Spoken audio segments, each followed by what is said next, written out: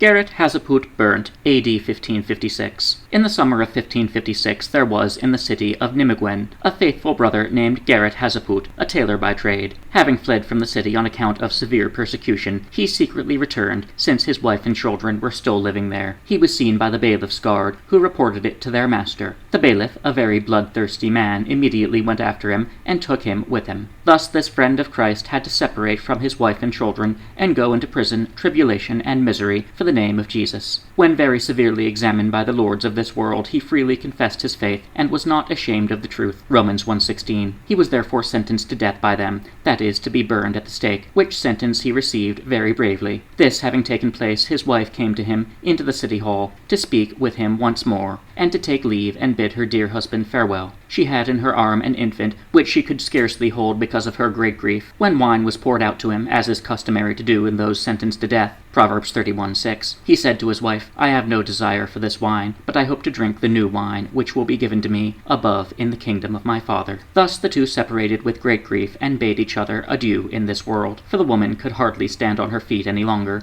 but seemed to fall into a swoon through grief. When he was led to death, and having been brought from the wagon upon the scaffold, he lifted up his voice and sang the hymn, Father in heaven I call, O strengthen now my faith. Thereupon he fell upon his knees and fervently prayed to God. Having been placed at the stake, he kicked his slippers from his feet, saying, It were a pity to burn them, for they can be of service still to some poor person. The rope with which he was to be strangled, becoming a little loose, having not been twisted well by the executioner, he again lifted up his voice and sang the end of said hymn, Brethren, sisters, all goodbye. We now must separate, till we meet beyond the sky, with Christ our only head. For this yourselves prepare, and I'll await you there. The executioner again twisting the rope, this witness of Jesus fell asleep in the Lord, and was burnt, voluntarily surrendering for the truth his perishable body, which he had received from God, and thus fought the fight, finished his course, and kept the faith, and there is now laid up for him the crown of eternal glory. Previous to the year 1557, under the reign of Palsgrave of the Rhine, several of those baptized according to the ordinance of Christ were cast into prison